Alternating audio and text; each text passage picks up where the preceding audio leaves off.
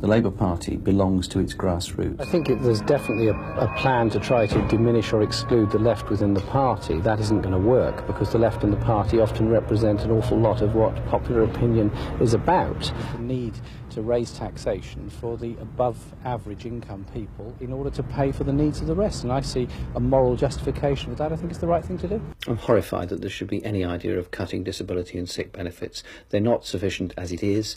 Many people live in great poverty because of the inadequate levels of benefits. It was founded as a party dedicated to the provision of universal benefits, universal housing and universal education.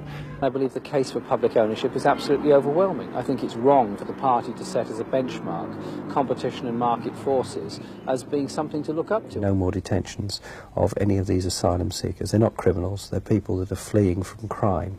Does she not agree that people sleeping on the streets of our capital city, being charged exorbitant rents, and children being brought up in bed and breakfast hotels is a disgrace? Mr. Speaker, I announce very considerable extra expenditure to relieve homelessness. Public representatives demand the highest possible standards of public probity. £25 billion plus £50 billion running costs.